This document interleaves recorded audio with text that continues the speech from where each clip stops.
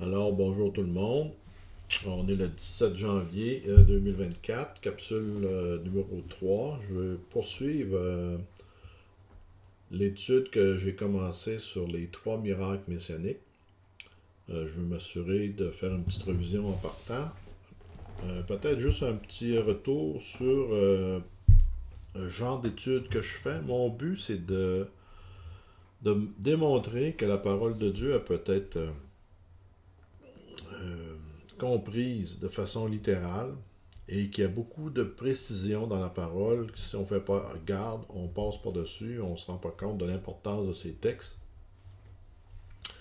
Ça se veut pour les néophytes, puis en même temps pour les gens de l'Église qui désirent approfondir la compréhension de la parole. Et bien sûr, moi j'apporte ce qu'on appelle sur les Écritures le point de vue juif, enseigné par Dr. Arnold Fruchtenbaum, qui est un juif qui s'est converti à l'âge de 16 ans, qui a un ministère qui s'appelle Ariel Ministry, ça veut dire le lion de Juda, le lion de Dieu.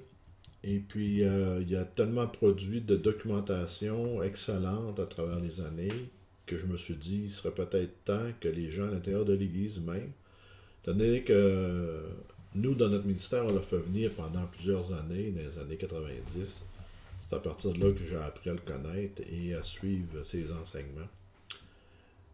Et je voudrais peut-être, le but c'est aussi d'en faire bénéficier les vieux croyants et de bénir les gens, puis en même temps d'emmener les gens à la compréhension de la parole, comme je disais tantôt, puis que les gens puissent venir à la connaissance du Seigneur Jésus et réaliser dans quel temps nous sommes aujourd'hui. En première partie, ça se veut, comme je disais, les trois miracles messianiques. Le but, c'est de démontrer la précision de la parole, de montrer que la parole peut être étudiée, qu'on peut être lu avec compréhension. Et par la suite, ce que je veux, c'est vous présenter Matthieu 24, qui, cette portion d'écriture-là, c'était des réponses que les apôtres ont posées sur la fin de cet âge.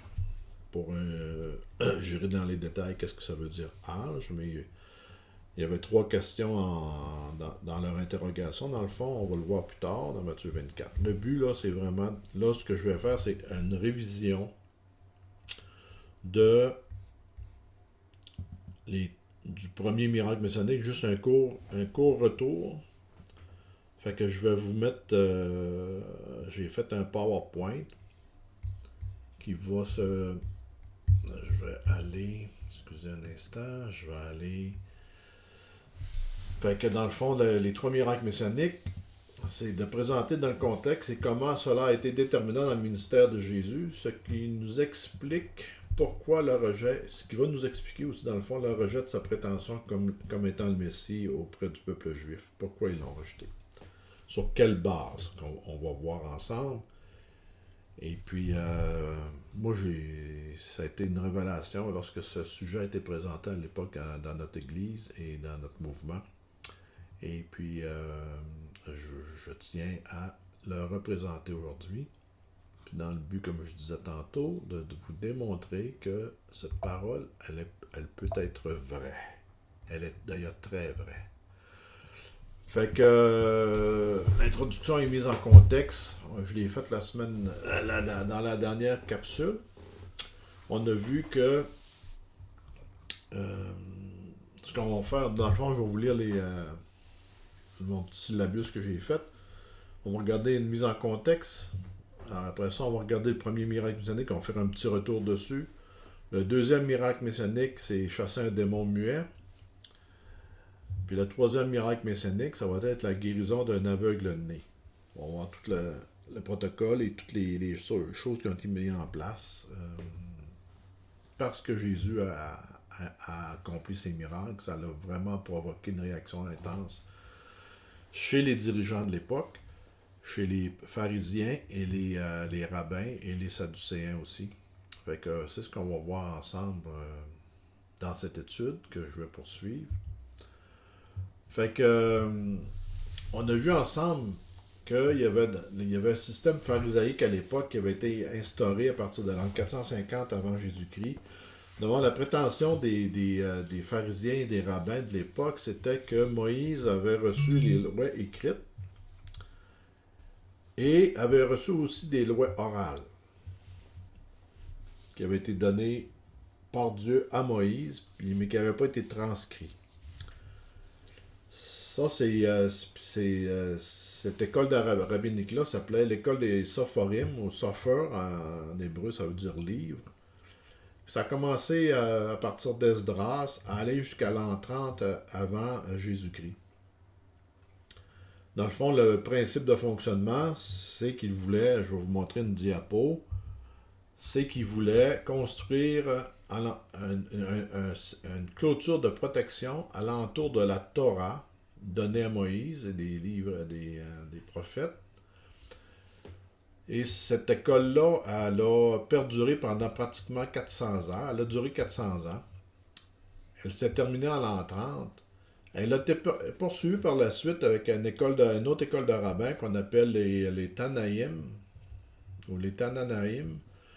Cette école de rabbins-là, elle a perduré dans l'an 30. Fait que quand le Seigneur est venu, c'est cette école-là qui est en train de écrire une nouvelle clôture. Le principe, le premier principe était le suivant, les sophorim, c'est il peut y avoir deux sophorim qui se contredisent, mais tu ne peux pas contredire la Torah. Fait que quand l'école des sophorim a été complétée, ils ont trouvé qu'il y avait encore trop de lacunes dans la première clôture, elle pouvait encore être franchie. Fait qu'ils ont démarré une nouvelle école qui s'appelle les Tanaïm, comme je disais, de l'an 30 à l'an 220. Et les lois orales à l'époque des Sophorim ont été mises par écrit à partir de l'an 220 parce qu'il y avait de moins en moins de monde, parce que le judaïsme était en crise à cette époque-là, suite à la destruction du temple, et puis que le peuple était dispersé à travers les nations. Et ils ont mis par écrit les Sophorim, et par la suite, ils ont créé pendant ce temps-là, en tout cas en l'an 220, ils avaient complété ce qu'on appelle la deuxième école des Tanaïm, qui était le même principe. Là, tu pouvais, deux lois du Tanaïm, des textes des Tanaïm, pouvaient se contredire, mais ne pouvaient plus contredire les lois, les règles des Sophères ou Sophorim. Et par la suite, à partir de l'an 220, on peut voir, il y a une autre école qui est apparue, qui a poursuivi, que eux aussi trouvaient que les Tanaïm, il y avait encore des brèches qui faisaient que le peuple pouvait franchir ces différentes clôtures-là pour se rendre à transgresser la Torah. Parce qu'ils savaient que, suite à la déportation qui avait eu lieu à Babylone, le problème, c'est qu'ils avaient transgressé la Torah telle que Dieu les avait demandé. Si tu choisis la vie, tu vivras. Puis si tu choisis la mort, ben, tu vas mourir. Si tu respectes la loi de Moïse. Fait qu'ils ont élaboré une première clôture, comme je disais, une deuxième, et une troisième qui, elle, s'est terminée en l'an 500, qui, elle, s'est appelée la Guémara.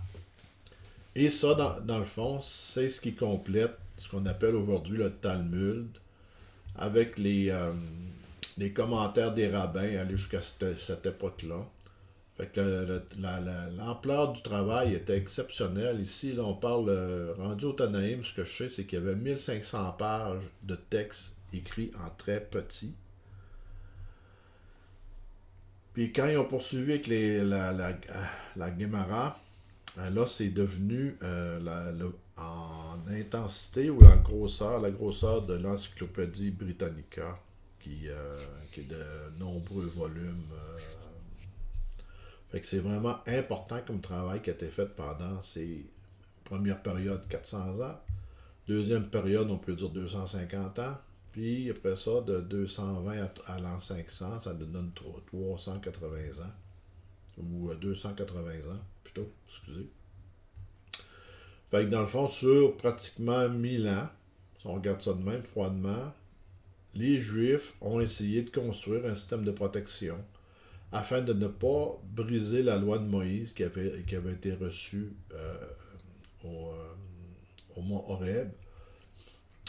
Fait que tout ça a fait en sorte que quand le Seigneur est venu, dans le fond, lui, il faisait affaire, à l'époque, il n'y avait que ce qu'on appelle les Sophorim, et c'était en progression du côté des Tanaïm.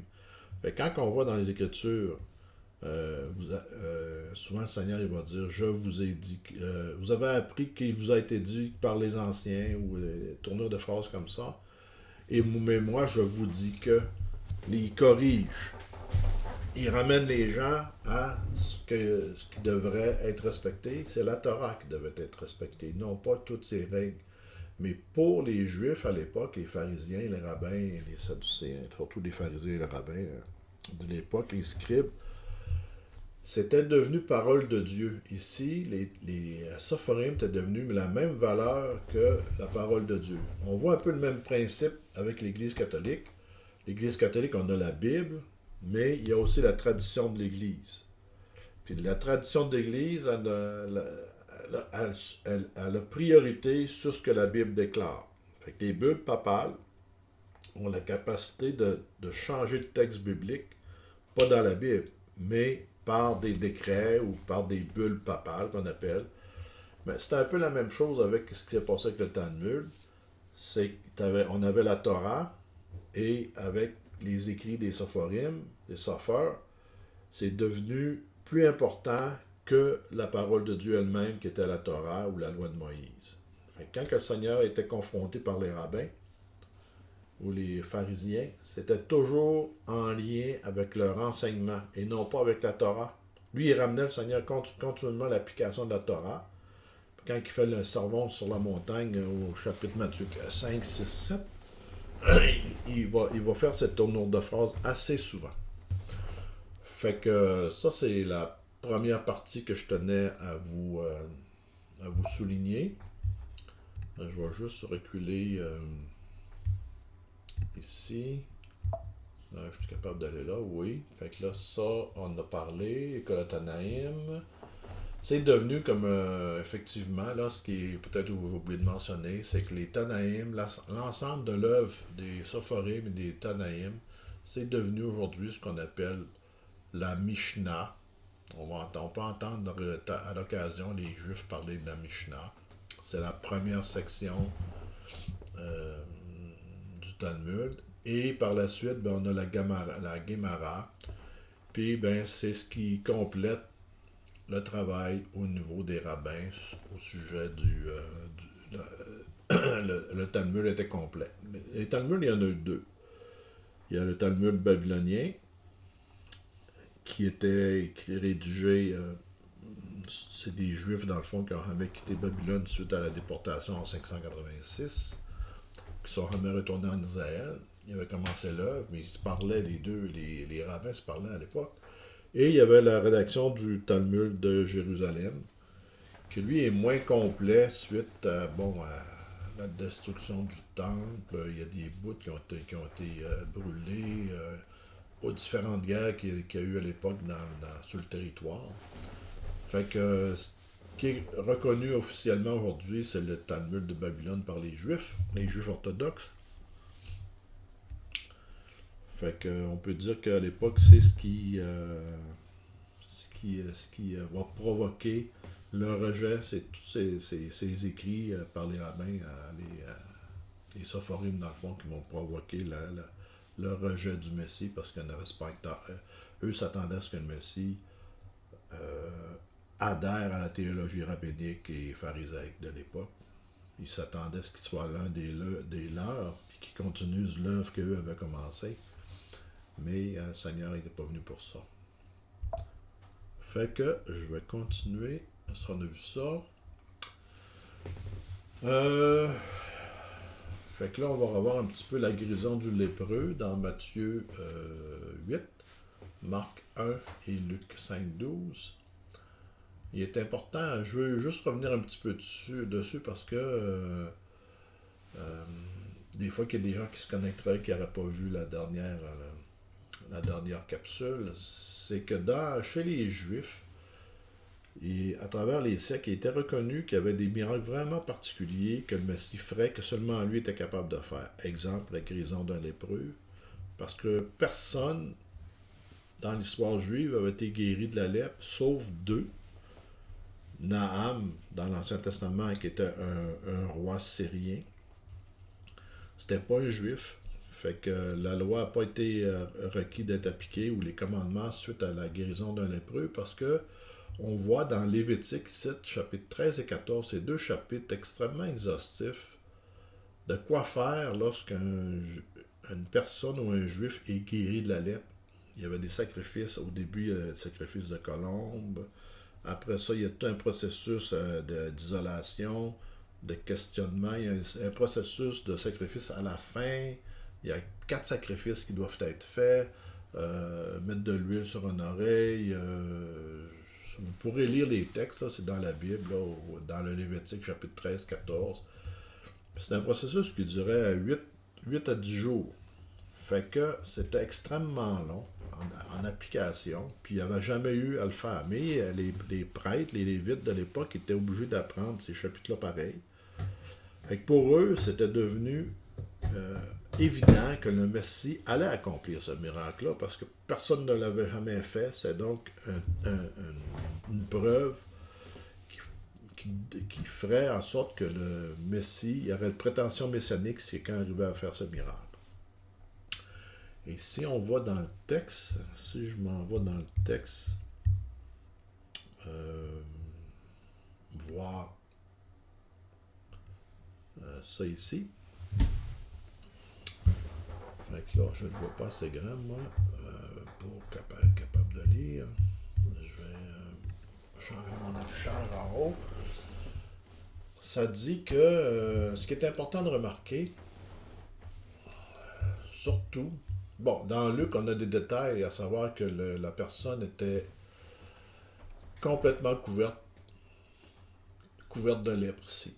Ça, c'est important. C'est quelqu'un qui était vraiment... Quand tu es couvert de lèpre entier de même, il ne te reste plus des mois à vivre. Là. On parle de quelqu'un qui était mourant, probablement, très proche. Fait que le Seigneur a décidé de le guérir. Il le toucha, puis là, il dit... Le lépreux, il a dit, je le veux. Le Seigneur a dit, je le veux, sois pur. Puis aussitôt, la lèpre l'a quitté. Mais il a donné une consigne bien particulière à ce lépreux-là. Il a dit, va te montrer au sacrificateur, puis offre pour ta purification ce que Moïse a prescrit. Parce que dans la Torah, comme je disais tantôt, Lévitique 13-14, il y avait tout un processus. Puis là, il dit, c'est important de comprendre, il dit, afin que cela leur serve de témoignage. Puis dans Marc, il va dire qu'on offre ta purification, ce que Moïse a prescrit, afin que cela leur serve de témoignage. Fait que le lépreux en question a dû se rendre à Jérusalem, faire annoncer qu'il venait d'être guéri de façon miraculeuse, puis que ça, dans le fond, le peuple juif savait que ce serait quelqu'un qui a une prétention messianique. C'était pas caché, c'était su de tous. C'était enseigné à l'époque. Fait que, qu'est-ce que ça faisait, ça? Ça déclenchait un processus qu'on veut d'étude. Dans le fond, il y avait une partie témoignage, pas témoignage, mais une partie d'observation. Je ne sais pas si je l'ai mis dans mon PowerPoint, si je ne me trompe pas. Je vais... ouais, c'est ça. Fait que je vais juste revenir dans mon PowerPoint. Fait que, je me tasse un peu, pas être des jambes. Fait que ça déclenchait après qu'il y avait une prétention messianique, qu'est-ce qui se passait? Ben, la première étape, c'était les rabbins les scribes, les pharisiens, ils décollaient une étape d'observation. Fait que là, il y avait quelqu'un qui a une prétention messianique. Il fallait qu'il aille constater si c'était valable. Et comme on a vu dans la capsule précédente, si je reviens au texte, un instant, je vais juste aller me placer. Si je reviens au texte, on va voir le miracle suivant, ce qu'on voit dans Marc, où il doit l'avoir ici. Bon. Bon, ça dit dans le texte, sa renommée se répandait de plus en plus, parce que là, ce qu'il venait de faire, c'était assez colossal. Puis les gens venaient en foule pour l'entendre et pour être guéris de leur maladie. Et lui, il se retirait dans le désert et priait. Parce que là, c'était un tournant important du ministère. Il venait de s'afficher publiquement comme étant le Messie. Fait que les gens, ça a déclenché un processus. Là, on est dans le processus de l'observation. Fait qu'on va voir on peut voir dans le texte, et un jour que Jésus enseignait, des pharisiens, des docteurs de la loi étaient assis là, venus de tout. Là, regardez bien, c'est de tous les villages de la Galilée, de la Judée et de Jérusalem. Ça veut dire tout ce qu'il y avait de pharisiens, ce qu'il y avait de scribes, de docteurs de la loi, ils étaient tous présents. Et la puissance du Seigneur se manifestait par des guérisons. Puis là, il va faire un miracle assez particulier. Il y a tellement de monde qui sont là. Les gens n'ont pas accès au Seigneur. Ils se trouvent dans une maison. Fait que les gens approchent avec un homme qui est dans un lit, paralytique. Puis ils cherchent à rentrer. Puis comme ils n'avaient pas pu s'introduire à cause de la foule, ils montèrent sur le toit et ils descendirent par une ouverture avec son lit au milieu de l'assemblée devant Jésus. Voyant leur foi, Jésus dit, là il va faire une déclaration assez particulière. Homme, tes péchés te sont pardonnés. Là, les scribes, eux, ils n'avaient pas le droit de poser des questions. Mais là, ils constataient, là, ils venaient de faire une annonce extrêmement importante, une déclaration ou un geste qu'ils venaient de poser. Ils venaient de guérir, ben, ils n'étaient pas guéris encore, on va voir. Ils viennent de dire, tes péchés te sont pardonnés. Et dans la tradition juive, il y a seulement que le Seigneur qui peut pardonner les péchés. Dieu seul peut pardonner les péchés. Il n'y a aucun homme qui peut pardonner les péchés. Puis c'est encore vrai aujourd'hui. La théologie, si on respecte, on respecte les écrits. Moi, je ne peux pas pardonner les péchés de personne. Je peux pardonner une offense que quelqu'un m'a faite. Mais quand on pêche, c'est une offense qu'on fait contre Dieu. Fait que c'est lui qui peut pardonner. Fait que un homme, bon, tes péchés sont pardonnés. Puis là, les scribes pharisiens se mis à raisonner, parce qu'ils se sont mis à raisonner entre eux autres, là, et à dire, qui est celui-ci qui profère des blasphémies, parce que c'est blasphématoire de prétendre qu'on pardonne les péchés. Qui peut pardonner les péchés si ce n'est Dieu seul? Effectivement, la théologie, elle est correcte. Sur ce point-là, il n'y a aucun problème, ils ont vraiment raison. Un homme ne peut pas arriver à faire ça. Fait que Jésus, connaissant leurs pensées, prit la parole et leur dit, quelle pensée avez-vous dans vos cœurs? C'est que le Seigneur connaît toutes choses, hein? Fait qu'il connaît le cœur. Là, il lui dit, qu'est-ce qui est plus facile? Lequel est le plus aisé de dire, tes péchés te sont pardonnés, ou de dire, lève-toi et marche? Alors, afin que vous sachiez que le Fils de l'homme a sur la terre le pouvoir de pardonner les péchés, je te l'ordonne, dit-il au paralytique, lève-toi, prends ton lit, va dans ta maison. Et à l'instant, il se leva en leur présence et prit son lit sur lequel il était couché, il s'en alla dans sa maison, glorifiant Dieu. Puis là, tous étaient dans l'étonnement. Écoutez, t'as tous les pharisiens de la région, on a vu de la Galilée, de Jérusalem, de la Judée, qui sont là, puis ben là, tous étaient dans l'étonnement et glorifiaient Dieu, remplis de crainte. Ils disaient, nous avons vu aujourd'hui quelque chose d'étrange, des choses étranges. Et après ça, ça continue avec quelques récits. Une chose importante à comprendre aussi au niveau de la chronologie des événements, on peut se fier seulement qu'à Luc. Les autres évangiles, il y a une certaine chronologie, mais elle n'est pas respectée dans sa totalité. Luc, il prend la peine de le dire au début de son évangile. Il va dire, cher Théophile, bon, il dit, c'est plusieurs ayant entrepris de composer un récit des événements qui se sont accomplis parmi nous, suivant ce que nous ont transmis ceux qui ont été témoins oculaires, parce que Luc n'était pas un témoin oculaire. Dès le commencement, ils se sont devenus ministres de la parole. Il m'a aussi été semblé bon, après avoir fait des recherches, lui a fait des recherches exactes sur toutes ces choses depuis leur origine. de te les exposer par écrit de manière suivie, autrement dit chronologique. Excellent Théophile, afin que tu reconnaisses la certitude des enseignements que tu as reçus. Fait que les autres évangiles, on n'a pas cette précision dans la séquence des événements. Mais dans Luc, on peut s'y fier, c'est le seul des trois. Dans le fond, il y a 4 évangiles. Il y en a 3 qu'on appelle les synoptiques, pour ceux qui ne connaissent pas ça. Matthieu, Luc et Marc, ce sont des évangiles qui se ressemblent beaucoup, qui rapportent pas mal les mêmes événements, mais avec des points de vue différents. Il y en a un qui Matthieu s'adresse aux Juifs, Marc, lui, s'adresse aux Romains, et Luc s'adresse aux nations. Je ne m'en rappelle plus trop, là. J'ai un blanc pour Luc. Mais c'est ça, chacun a son rôle. Fait que, on va passer le choix des 12. Là, on tombe ce qu'on appelle, on va se rendre. Il y a un détail que je veux souligner. Je vous ai souligné, dans le fond, que là, à partir de là, l'observation était terminée. Hein.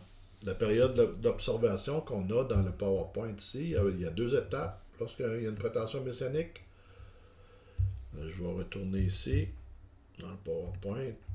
Fait que là, on peut voir l'étape numéro 1. Première étape, l'observation. Ça, on le voit dans Luc 5,17. Deuxième étape, c'est l'interrogatoire ou le questionnement. À partir de là, les pharisiens vont se mettre à interroger Jésus. Et Jésus, de façon étrange, ils ne rentrent pas dans le critère. Là. Tout bout de champ sont en confrontation. Parce que eux, pour revenir à ce que j'ai dit au début, c'est qu'eux, ils s'attendent à ce que Jésus respecte les sophorim, parce que pour eux, c'est la parole de Dieu de façon orale qui a été transmise à Moïse, puis Jésus doit l'appliquer. Mais en réalité, les sophorim, c'est pas la parole de Dieu, c'est une interprétation des lois, puis qui ont rajouté en plus, afin de ne pas de se rendre à la Torah, puis de transgresser la loi de Moïse. Fait que tout bout de champ sont mal pris avec ça. On voit que le Seigneur, à tout bout de champ, là, il se fait confronter. Il y a l'histoire des... Il traverse un champ, il frotte des grains, et puis, surtout ça, on voit ça, la guérison de Santonier, la belle-mère de Pierre, bon, apaiser une tempête. Il y a l'histoire du démoniaque de Légion qui est guéri. Guérison d'un paralytique. Ça, on vient de le voir. Celui-là, c'est la même histoire. Puis là, il fait l'appel des disciples. Il commence à appeler... il appelle Matthieu. Bon, là, il commence avec des questions sur le jeûne ici. Ça, c'est les disciples de Jean-Baptiste sur le jeûne. C'est intéressant. Je ne veux pas aller dans les détails, mais il y a des petites choses, des fois, que ça me semble que c'est important de savoir. Hein? Alors, les disciples de Jean vinrent auprès de Jésus et dirent: pourquoi nous, eux, les disciples de Jean-Baptiste, et les pharisiens, jeûnons-nous? Ça veut dire que Jean-Baptiste, lui, ses disciples, lorsqu'il faisait les baptêmes, puis tous les gens qui continuaient à le suivre, ils jeûnaient. Les Juifs, les pharisiens à cette époque-là, ils jeûnaient 2 jours par semaine. Il me semble que c'était le mardi et le jeudi. Fait que les pharisiens faisaient ça, donc eux faisaient ça. Les disciples de Jean-Baptiste faisaient ça. Puis là, ils disent pourquoi. Puis les tiens, ils jeûnent pas, tu sais. Fait que là, il fait une relation entre. Pendant que l'époux est là, parce que pendant que l'époux est là, tu jeûnes pas, tu dois te réjouir. Puis en même temps, il le fait. Là, il le parle de l'enseignement ici, là, qui est important. Personne ne peut mettre un vieux drap neuf avec un vieil habit, car elle emporterait une partie de l'habit et la détruirait. La déchirure serait pire. Ça c'est comme une prophétie. Ce qu'il lui dit, là, c'est que l'enseignement que moi j'amène, elle ne peut pas fitter avec l'enseignement des anciens qui lui sont transmis. Parce que cet enseignement-là, ça ne respecte pas la Torah. Fait que tu peux pas mêler les 2 enseignements. Il y en a une qui va être à contresens avec l'autre. Juste vous lire un petit peu l'auteur ici, un petit peu le commentaire. Là. Il dit lors du 2e miracle messianique, Jésus était constamment surveillé par les dirigeants d'Israël. Il était interrogé, questionné dans tous les endroits où il allait. Les autorités d'Israël ont remarqué plusieurs choses dans sa conduite. Ils ont remarqué particulièrement que Jésus ne se ralliait pas au judaïsme pharisien. Comme je vous disais tantôt, il ne suivait pas les autorités pharisiennes. Les enseignements de Jésus contredisaient les interprétations pharisiennes de la loi mosaïque. Lors du sermon sur la montagne, il a répudié le pharisaïsme sur deux éléments majeurs. Il a premièrement apporté de véritables définitions de la justice énoncées dans la loi de Moïse, et deuxièmement, il a fait état du type de justice qui est nécessaire pour entrer dans le royaume de Dieu. Puis cette justice, elle devait être supérieure à ce qui, dans le texte, ça disait, c'est que si votre justice ne dépasse pas celle des pharisiens, ben, vous ne rentrez pas dans le royaume de Dieu, tu sais. C'était vraiment quelque chose de controverse parce que là, les pharisiens pensaient qu'eux, en appliquant toute la loi et ce qu'ils avaient rajouté, qu'ils rentraient dans le royaume de Dieu. Et dans le fond, ils espéraient être sauvés par les œuvres. Mais c'est pas le message que Jésus et que la parole nous enseigne non plus. Fait qu'on va continuer, on va aller au deuxième miracle messianique. Ça fait que on va voir que on a pas, là on est à l'étape un petit peu, là ça va pas, un instant, je vais revenir ici. Deuxième miracle messianique. Fait que là, ce deuxième miracle-là, ben, c'était de chasser un démon muet. Dans le fond, c'était une pratique qui existait à l'époque des Juifs, de chasser des démons. Les pharisiens étaient capables, les rabbins, les religieux de l'époque étaient capables de le faire, mais pour y arriver, ça lui prenait le nom du démon. C'est pour ça qu'on voit Jésus, à l'occasion, il va chasser un démon je me rappelle plus dans quelle ville, mais il va lui demander son nom, puis il va dire « Je m'appelle Légion », parce que nous sommes plusieurs. Fait que c'était... Même Jésus l'a appliqué. Mais dans ce cas-ci, étant donné que c'est un démon muet, il ne pouvait pas avoir son nom, fait que les rabbins étaient incapables de chasser ces démons-là. Il n'y avait pas de capacité de le faire. Fait que les rabbins de l'époque, les pharisiens, vont lui emmener dans Matthieu 12 ce type de personne-là, malade, possédé d'un démon. Et puis on va voir. Je veux juste vous rendre compte que c'est des passages qu'on trouve dans Marc et dans Matthieu qu'on n'a pas dans Luc. Le récit du démon muet, là, ça, on n'a pas ça dans la version de Luc. Mais je vais juste vous lire dans Marc 3,21 un exemple là, qui nous dit que ça a vraiment provoqué une réaction importante. Jésus était hors de lui. On le voit un peu dans le texte, mais ça devient évident quand on regarde la réaction, par exemple, des gens alentour de lui. On voit dans Marc 3,21. Ils se rendirent à la maison et la foule s'assembla de nouveau, en sorte qu'ils ne pouvaient pas même prendre leur repas. Les parents de Jésus, ayant appris ce qui se passait, vinrent pour se saisir de lui, car ils disaient, il est hors de sens. Et les scribes étaient descendus de Jérusalem dire, il est possédé de Belzébul, c'est par le prince des démons qu'il chasse des démons. Jésus les appela et leur dit sous forme de parabole. Fait que si, mais le récit est beaucoup plus complet. Fait que là, il va faire un lien. Comment Satan peut-il chasser Satan? Parce qu'il l'accuse d'être capable de chasser des démons par la puissance de Satan. C'est ce qu'on appelle, le péché du blasphème du Saint-Esprit. Beaucoup de gens ont une très mauvaise compréhension de ce blasphème-là. Il ne peut plus être comme aujourd'hui. C'est la nation d'Israël, les dirigeants de l'époque seulement qui pouvaient le faire. Puis on le voit dans le texte, il les compare à Sodome, il les compare à Nénive, il les compare à... Puis là, il dit en plus, tu sais. Je vais vous lire le texte là, de Matthieu, beaucoup plus complet. Alors on lui emmena un démoniaque aveugle et muet, il le guérit de sorte que le muet parlait et voyait. Toute la foule, fait que lui il était aveugle en plus d'être muet. Toute la foule, étonnée, disait, n'est-ce pas là le fils de David? quand les Juifs ils disent ça, n'est-ce pas là, le fils de David, parce que ça fait partie des alliances, des promesses de Dieu, que de la descendance de David viendra un Messie. C'est vraiment un titre messianique que les Juifs sont en train de donner au Seigneur. Ça, c'est la foule qui fait ça. Mais là, les pharisiens, suite à des événements précédents, là, au sujet du sabbat, puis tout ça, leur position face à Jésus, là, ils l'ont rejeté. T'sais. Mais là, ça devient officiel et public. Les pharisiens ayant entendu cela dire, cet homme ne chasse les démons que par Belzébul, prince des démons. Comme Jésus connaissait leurs pensées, il leur dit, tout royaume divisé contre lui-même est dévasté. Autrement dit, Satan, s'il se combat contre lui-même, il ne fera pas la guerre bien longtemps. Là.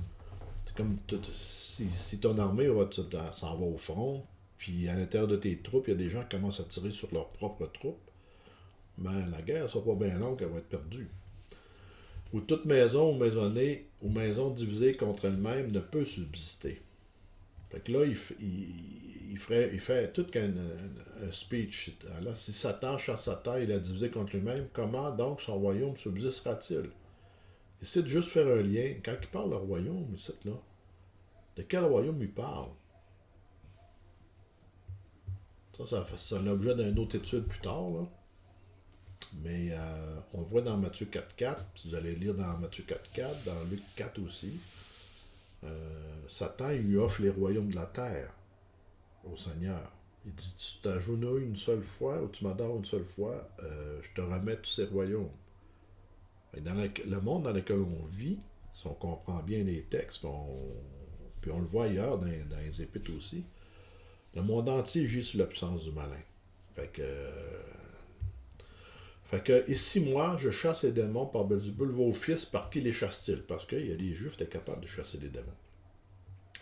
C'est pourquoi ils seront eux-mêmes vos juges. Mais si c'est par l'Esprit de Dieu, on parle de l'Esprit Saint ici, là, que je chasse les démons, le royaume de Dieu est donc venu vers vous. C'est une évidence, là. Je viens d'accomplir le deuxième miracle messianique qui rencontre vos critères. Là. Puis là, vous m'accusez de le faire par la puissance de Satan. Fait que là, ça, là, c'est irrévocable. Il va le dire, là. Ou comment quelqu'un peut-il entrer dans la maison d'un homme fort et piller ses biens sans avoir auparavant lié cet homme fort?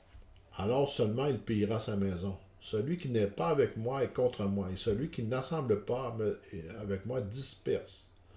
C'est puissant, là. C'est pourquoi je vous dis, tout péché et tout blasphème sera pardonné aux hommes, mais le blasphème contre l'esprit ne sera point pardonné. Ça, c'est un point de non-retour pour la nation. Ça, c'est la nation juive. L'autorité juive, Dieu deal avec les Juifs toujours sur deux paliers. Individuellement, avec les individus, même encore aujourd'hui, et il va dealer avec la nation d'Israël, les promesses faites à Abraham, Isaac, Jacob. Ça s'adresse à la nation en tant que telle, et toutes les promesses du royaume à venir, il y a un royaume à venir, vont appartenir à la nation d'Israël. Et nous, on va bénéficier, on va rebénéficier des bénédictions de ce royaume-là. Ça va être une période de prospérité incroyable. Parce que c'est Christ lui-même qui va régner. Ça, on va le voir plus tard. Bon, je dérive un peu, là. Fait, quiconque parlera contre le Fils de l'homme, il lui sera pardonné. Mais quiconque parlera contre le Saint-Esprit, il ne lui sera pardonné ni dans ce siècle, ni dans les siècles à venir. Ça veut dire que le blasphème du Saint-Esprit qui a été commis par les dirigeants de la nation juive, là, ça ne peut pas leur être pardonné. À partir de ce point-là, il n'est plus question d'offrir le royaume au peuple juif. Parce qu'on le voyait dans les textes avant, on n'a pas fait cette étude-là. Là. Ben, tout bout de champ, le Seigneur, là, il disait, le royaume est proche. Le royaume est à portée de main. Là. Il est proche. Le royaume, c'est lui, mais il y avait un royaume qui était pour être institué sur terre à partir de ce moment-là. Mais ce royaume-là, finalement, là, il a été reporté. En anglais, on dit postpone, en français, on va dire reporté à plus tard. Puis ça, on va le voir plus tard aussi. Fait que là, les Juifs vont demander un nouveau miracle. Alors que, parce que là, ils sont fait ramasser, hein. Alors, quelques-uns des scribes et des pharisiens prirent la parole et dirent, Maître, nous voudrions te voir faire un miracle. Il leur répondit, une génération méchante et adultère demande un miracle. Il ne lui sera donné d'autre miracle que celui du prophète Jonas. Et l'histoire de Jonas, Jonas a été 3 jours dans la baleine. On pense qu'il était mort, là. Le texte en hébreu semble dire qu'il était mort, puis il a été ramené à la vie sur la plage proche de Nénive. Mais c'est un miracle de la résurrection qui va. Le seul témoignage officiel que le Seigneur va leur donner à partir de ce moment-là, public, on peut dire un témoignage public, parce qu'il va faire encore des guérisons. Il va encore avoir compassion des gens, puis il va guérir encore. Puis même, il va accomplir aussi le 3e miracle messianique. Mais ça, il va le faire en toute discrétion. On va voir pourquoi ce qu'il a utilisé. Il a craché à terre, il a pris du sable, il a mis ça sur les yeux de l'aveugle-né. Il y a une raison pour ça. Les gens, il y a toutes sortes d'interprétations là-dessus, là, mais il y a une raison pour ça. Est-ce qu'il y avait une propriété dans le sable? Non, c'est pas ça. C'est que le Seigneur avait une raison pourquoi. Fait que là, il fait la comparaison que la reine du Midi se lèvera au jour du jugement et avec cette génération, elle la condamnera. Fait que cette génération-là, elle est condamnée. En tant que nation, les dirigeants sont condamnés. Ils peuvent venir à la foi de façon individuelle, mais la nation d'Israël est condamnée.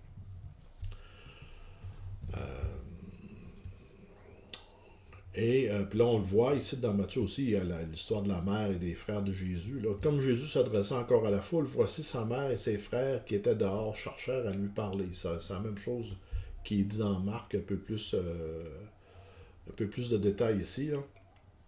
Et quelques-uns lui dirent, voici ta mère, tes frères sont dehors et ils cherchent à te parler. Mais Jésus répondit à celui qui le lui disait, qui est ma mère et qui sont mes frères? Puis étendant la main sur ses disciples, il dit, voici ma mère et mes frères, car quiconque fait la volonté de mon Père qui est dans les cieux, celui-là est mon frère, et ma soeur et ma mère. Ici, on peut voir que les frères de Jésus, parce que dans le fond, c'est des demi-frères, hein, parce que Marie a été mariée avec Joseph, puis ils ont eu des enfants par la suite. Là, Jésus étant le premier-né. Fait que, j'ai perdu ce que je voulais dire, mais c'est pas grave. Là. En tout cas, on peut voir que Jésus avait des demi-frères et des demi-sœurs. Il parle et ses sœurs. Puis on voit que c'est une étape parce il était hors de lui-même parce que à cause de tous ces éléments-là, écoute, il venait d'être rejeté. Il savait qu'il fallait qu'il passe par la croix à partir de ce moment-là. C'était obligatoire.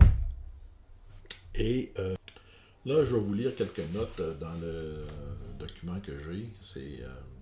Dans le fond, il y a 4 changements radicaux qui vont se produire à partir de ce moment-là. Fait que le premier changement, c'est l'objectif des miracles lesquels il faisait. Le premier changement s'attache au motif d'accomplissement des miracles. L'accomplissement de ces miracles ne visait désormais plus à servir de signe pour la nation d'Israël. Il n'était plus question d'amener Israël à prendre une décision relative à sa prétention messianique. À ce stade-ci, cette décision avait déjà été prise. Il avait été rejeté par les dirigeants de l'époque. Jésus accomplissait plutôt des miracles afin de former les 12 disciples pour la tâche qu'ils allaient être chargés d'accomplir à la suite du rejet du Messie d'Israël, par Israël. C'est d'ailleurs dans le livre des Actes que nous retrouvons les récits des œuvres accomplies par les apôtres et pour lesquelles Jésus les a préparés.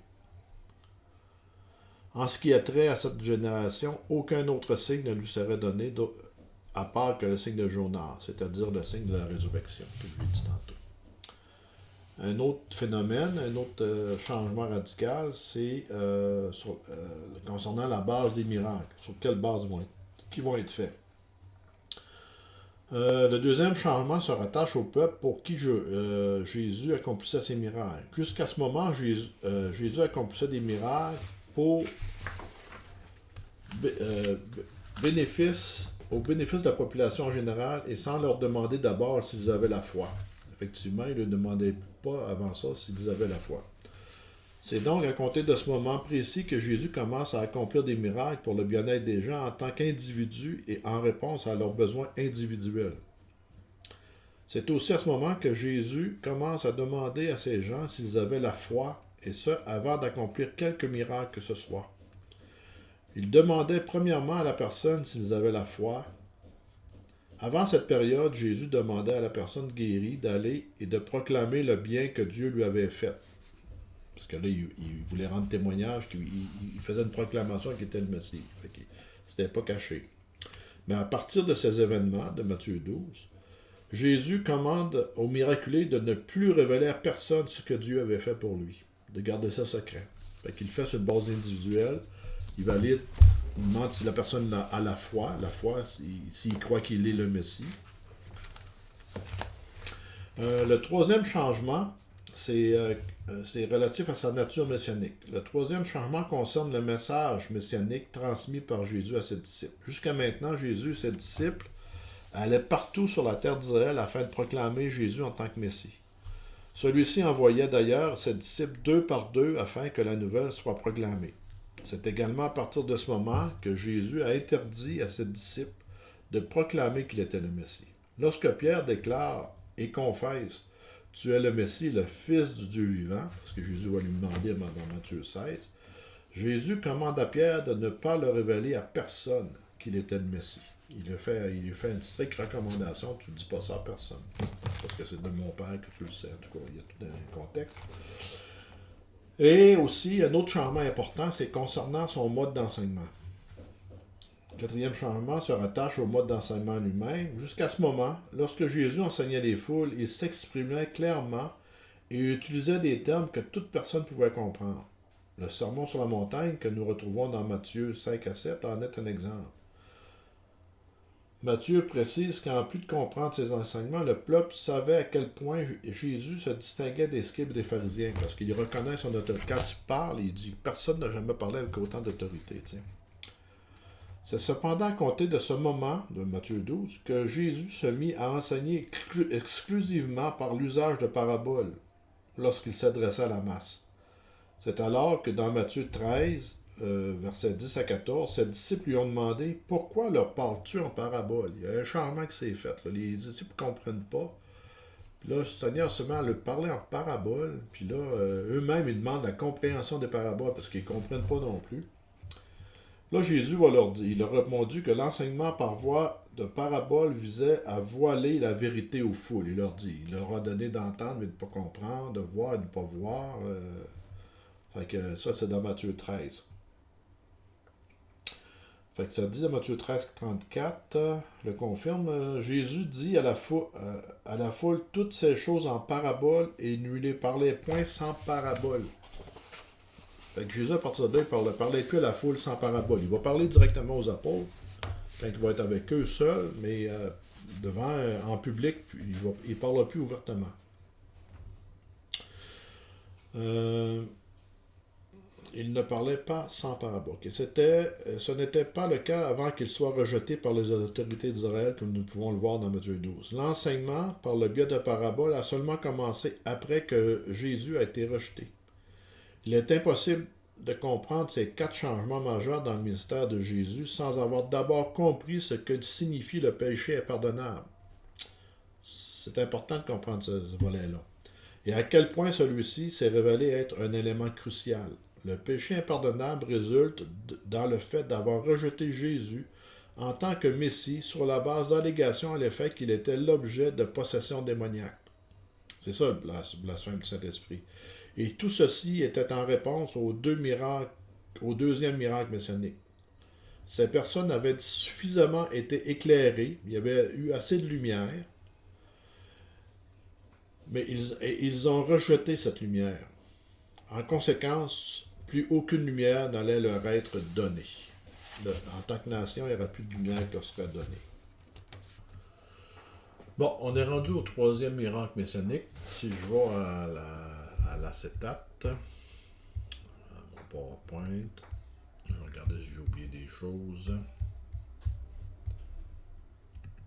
Deuxième miracle messianique, retraite de l'offre, repoussé, changement de l'enseignement.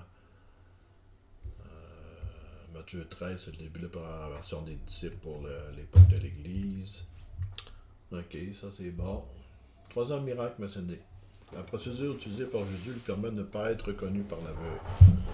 La foule reconnaît l'aveugle de naissance. Il y a un premier et un deuxième interrogatoire des parents. Fait qu'on va aller dans Jean, chapitre 9. Dans Jean, chapitre 9, ici. En même temps, on va traiter dans l'intro, un petit sujet là, qui. On voit que même les disciples sont influencés par la théologie des rabbins, des pharisiens. Parce que les Juifs, on lui demandait, pas les Juifs, mais les disciples, on lui demandé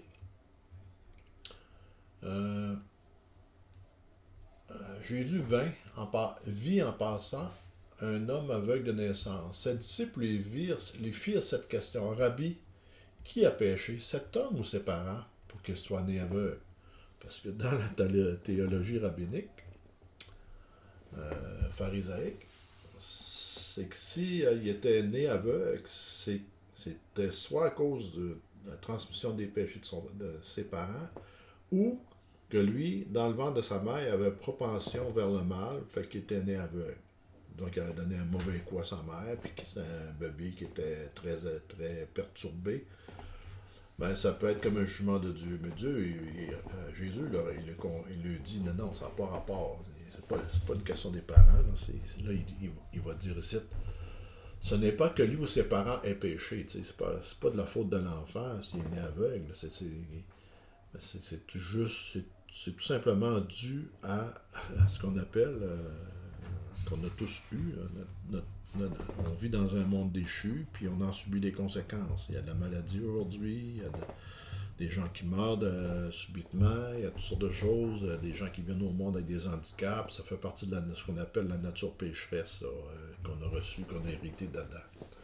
Fait que c'est pas parce que lui a péché particulièrement, qu'on est tous, on a tous à être malade et à mourir un jour.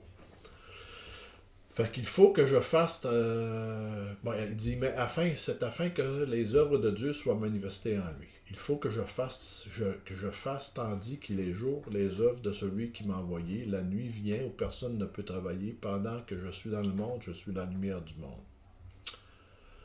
Fait que là, Jésus, il va faire quelque chose de particulier. Là. Après avoir dit cela, il cracha à terre, il fit de la boue avec sa salive, puis il appliqua cette boue sur les yeux de l'aveugle. Il lui dit, va, lave-toi au réservoir de Siloé. C'est le nom qui veut dire, ce nom-là veut dire envoyé. Il alla, se lava et se retourna, voyant clair. Mais là, Jésus n'était plus là. Lui, pour aller au puits de Siloé, au réservoir de Siloé, il fallait qu'il descende une côte abrupte. Je vais lire juste un petit peu le texte qui résume un peu cet événement-là, dans le sens et qui nous l'explique plus clairement. Là. Ces événements se sont produits pendant la fête des tabernacles et une cérémonie d'effusion d'eau, faisant partie intégrante des fêtes juives. Lors de ce rituel, les prêtres partaient de l'enceinte du temple et se rendaient au réservoir de Siloé afin d'y remplir des cruches d'eau. Il revenait ensuite au temple et versait ses eaux dans une cuve qui se trouvait dans l'enceinte du temple. Ce rituel était ensuite suivi d'une grande célébration de réjouissance. Le réservoir de Siloé était alors le centre de l'attraction juive lors de la fête des tabernacles. Étant entouré d'un très grand nombre de juifs au cours de cette cérémonie, le réservoir de Siloé a aussi été l'endroit où le troisième miracle messianique fut révélé. Fait l'homme s'est rendu au réservoir pour s'y nettoyer les yeux. La raison pour laquelle le Seigneur a craché à terre et a mis ça sur les yeux, c'est que ça l'obligeait, il a dit, il faut que tu te laver les yeux, va te laver au réservoir de Siloé. Puis lui, il ne voyait pas encore, il n'a pas retrouvé la vue encore, puis il n'a pas vu le Seigneur. Il ne sait pas c'est qui a fait ça. Il sait que c'est Jésus, il me semble qu'il va le dire plus tard. Mais lui, il n'est pas capable de le reconnaître. Il n'a pas vu le visage, il n'a rien vu de tout ça. Fait que ça se fait dans l'anonymat. C'est pas un miracle qui est public dans le sens que Jésus le fait pour attester sa messianicité. Mais il le fait pour quand même attester sa messianicité comme un témoignage que les rabbins sont dans le trouble, Mais eux, ils ne changeront pas d'idée. Là. Mais il ne le fait pas publiquement. Il le fait individuellement, ce miracle-là. Sur une base individuelle. Fait que là, on voit que la réaction de la foule, il y alla, se leva et se retourna voyant clair. Là, il voit clair, mais il ne voit pas qui a fait ça. Il ne sait pas qui a fait ça.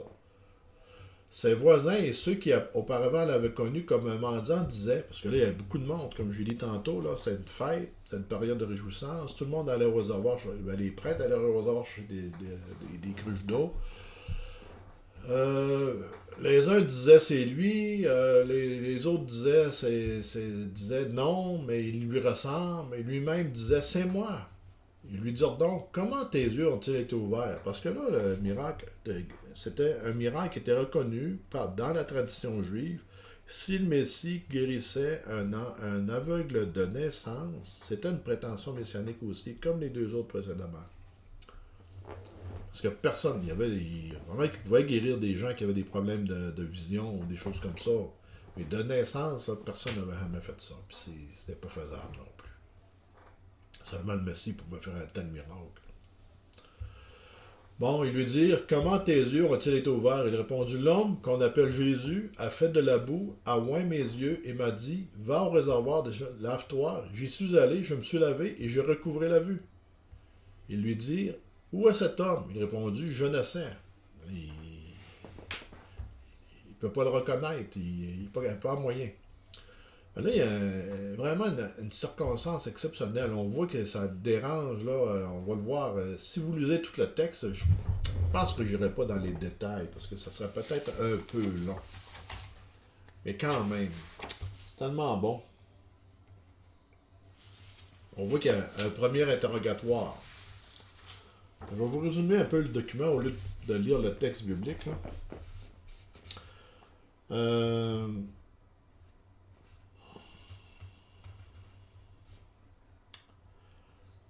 Les pharisiens, pour la première fois, l'homme est interrogé par les pharisiens pour la première fois. Étant donné qu'il s'agissait d'un miracle messianique, l'homme avait été amené devant les pharisiens afin d'être interrogé, d'expliquer ce qui s'était passé. Comme Jésus avait choisi de guérir cet homme lors d'un jour de sabbat, en plus c'est un jour de sabbat, une division éclata parmi la foule. Les pharisiens, quant à eux, savaient très bien qu'ils devaient intervenir et prendre position dans toute cette affaire. C'est alors qu'ils interrogent l'homme sur les circonstances de sa guérison et de sa naissance. C'est alors qu'une division éclate parmi eux. Au verset 16. Sur quoi quelques-uns des pharisiens dirent, cet homme ne vient pas de Dieu, car il n'observe pas le sabbat. D'autres dirent, comment un homme pécheur peut-il faire de tels miracles? Tu sais, c'est tout un miracle, un aveugle né, là. Ça ne peut pas être fait, là. À part si Dieu le permet. Il y eut une division parmi eux, ils dirent encore à l'aveugle, toi, que dis-tu de lui sur ce qu'il t'a ouvert les yeux? Il répondit, c'est un prophète.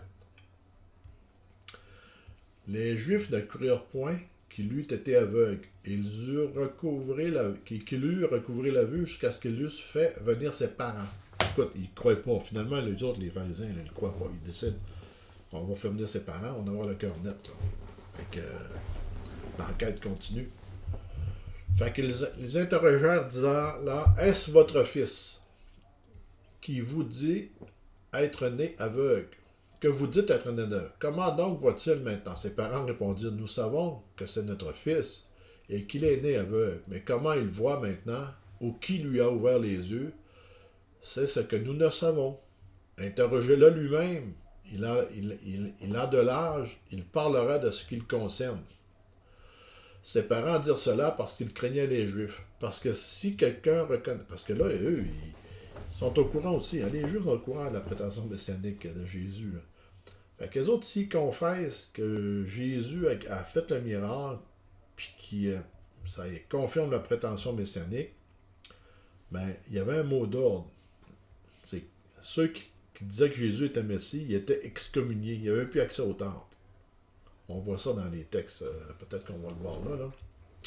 Puis les autres, ses parents dirent, parce qu'ils craignaient les Juifs, car les Juifs étaient déjà convenus que si quelqu'un, on le voit là, quelqu'un reconnaissait Jésus pour le Christ, il serait exclu de la synagogue. Hey, ça, c'est quelque chose de grave pour un Juif, là. C'est pourquoi ses parents dirent, il a de l'âge, interrogez-le vous-même, lui-même. Les pharisiens appelèrent une seconde fois l'homme qui avait été aveugle et lui dirent, donne gloire à Dieu, nous savons que cet homme est un pécheur. Il répondit, s'il est un pécheur, écoutez, là, c'est un deuxième interrogatoire, il y a quelque chose. Les pharisiens sont comme, ouf. S'il est un pécheur, je ne sais. Je sais une chose, c'est que j'étais aveugle et maintenant je vois.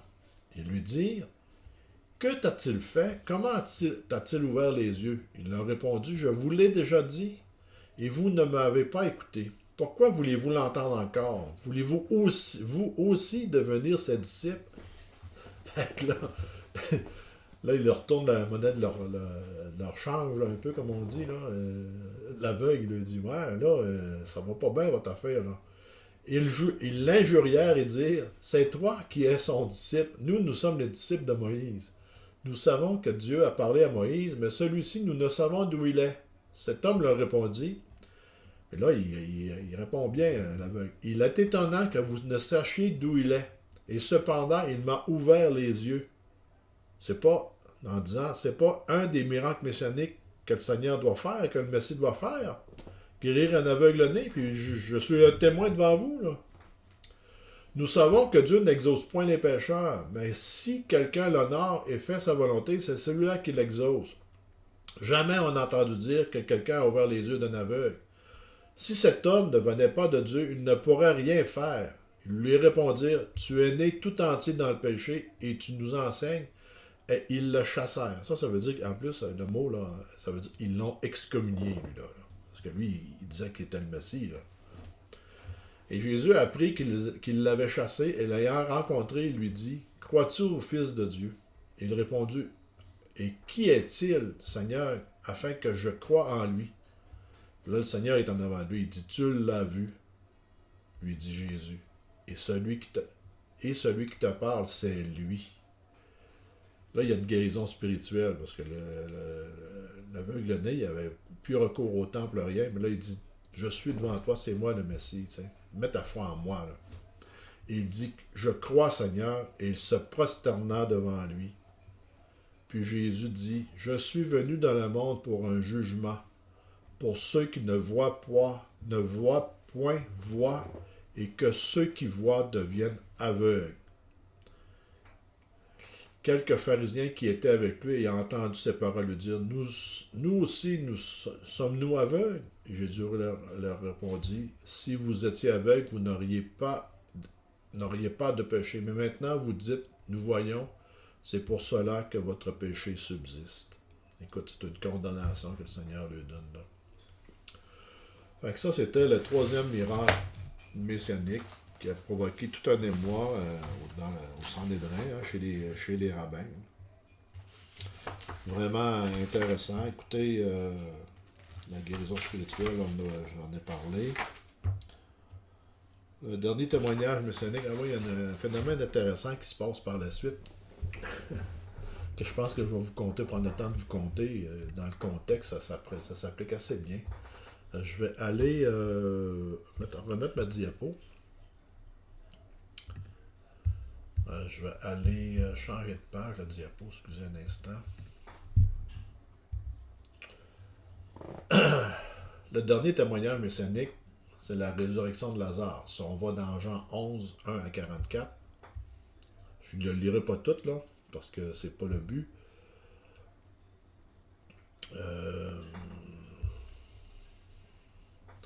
Puis la réponse du Seigneur, après ça, dans Luc 17, 11. Vraiment intéressant de comprendre ça. Parce qu'il s'est passé quelque chose, là. Pourquoi elle ne voit pas? Ok, ici. Là, je disais dans 11, guérison de Lazare, résurrection de Lazare. Écoutez, ici, le Seigneur il a dit qu'il n'y aura pas d'autre témoignage que sa résurrection. Et ici, il fait une résurrection. Il se donne la peine en plus. D'attendre 4 jours pour être sûr. Parce que selon la théologie rabbinique de l'époque, c'est que pendant 3 jours de temps, l'âme survolait le corps du défunt. Au 4e jour, il était parti. Et puis, il n'y a plus de résurrection possible. Le Seigneur, il attend, lui. C'est pour ça qu'il attend 4 jours. Si on le lit un petit peu, il y avait un homme malade, Lazare de Béthanie, village de Marie, Marthe, sa sœur. C'était cette Marie qui oignit de parfum le Seigneur et lui essuya les pieds avec ses cheveux. Et c'était son frère Lazare qui était malade. Les sœurs envoyèrent dire à Jésus, Seigneur, voici que tu aimes est malade. Celui que tu aimes est malade. Après avoir entendu cela, Jésus dit, cette maladie n'est point à la mort, mais elle est pour la gloire de Dieu, afin que le Fils de Dieu soit glorifié par elle. Or Jésus aimait Marthe et sa sœur et Lazare. Lors donc il eut appris que Lazare était malade, il resta 2 jours encore dans le lieu où il était. Et il dit ensuite aux disciples, retournons en Judée. Les disciples lui dirent, Rabbi, les Juifs tout récemment cherchaient à te lapider et tu retournes en Judée. Jésus répondit, n'y a-t-il pas 12 heures? Ok, là, on marche pendant la nuit, c'est pas le but de ce que je veux emmener. Après sa parole, il leur dit, Lazare, notre ami, dort, mais je le réveillerai. Les disciples lui dirent, Seigneur, s'il dort, il sera guéri. Jésus avait parlé de sa mort, mais ils crurent qu'il parlait de l'assoupissement du sommeil. Alors Jésus leur dit ouvertement, Lazare est mort. Il est mort. OK? Et à cause de vous, afin que vous croyiez, je me réjouis de ce que je n'étais pas là, mais allons vers lui. Et je vais sauter un bout, là. Il y a une place qui parle qu'il est mort. Ça fait 4 jours qu'il est mort. L'enseignement des Juifs était... Ils savaient qu'il y avait une résurrection. Hein? On le voit, Marie en parle ici. Seigneur, si tu eusses été ici, mon frère ne serait pas mort, mais maintenant même, je sais que tout ce que tu demanderas à Dieu, Dieu te l'accordera. Jésus lui dit, ton frère ressuscitera. Alors elle dit, je sais, lui répondit Marthe, qu'il ressuscitera à la résurrection au dernier jour. Jésus lui dit, je suis la résurrection et la vie. Celui qui croit en moi vivra quand même, il serait mort. Et quiconque vit et croit en moi ne mourra jamais. Crois-tu cela? Il n'y a rien de plus vrai. Hein? Une fois que tu as reçu la vie éternelle, tu vas mourir physiquement, mais on va tous ressusciter un jour. Même les non-croyants vont ressusciter un jour, mais eux, c'est pour le jugement. Elle lui dit, oui Seigneur, je crois que tu es le Christ, le Fils du Dieu qui devait venir dans le monde. Ayant ainsi parlé, elle s'en alla, puis appela secrètement Marie. Bon. Là, il demande, où l'avez-vous mis? Le Seigneur répondit, viens et vois. Je pense que c'est Tite qui parle, qui fait 4 jours qu'il est mort. Tu crois que tu verras la gloire de Dieu. Mais n'ai-je pas dit que si tu crois, tu verras la gloire de Dieu? Et ils ôtèrent donc la pierre et Jésus leva les yeux en haut et il dit, Père, je te rends grâce à ce que tu m'as exaucé. Pour moi, je savais que tu m'as exaucé, tu m'exauces toujours, mais j'ai parlé à cause de la foule qui m'entoure, afin qu'ils croient que c'est toi qui m'as envoyé. Ayant dit cela, il cria d'une voix forte, Lazare, sors! Et la mort sortit, les pieds et les mains liés de bandes, et le visage enveloppé d'un linge. Déliez-le et laissez-le aller. Alors plusieurs Juifs qui étaient venus vers Marie et qui virent ce que Jésus avait, crurent en lui, mais quelques-uns d'entre eux allèrent trouver les pharisiens et leur dire ce que Jésus avait fait. Là, c'est à partir de là qu'ils instituent un plan pour vraiment, que ferons-nous donc, car cet homme fait beaucoup de miracles, mais ils ont décidé de le tuer, tu sais. Mais il y a un passage que je tiens à vous montrer aussi, c'est Luc qui fait suite exactement à ce miracle-là. Luc 17.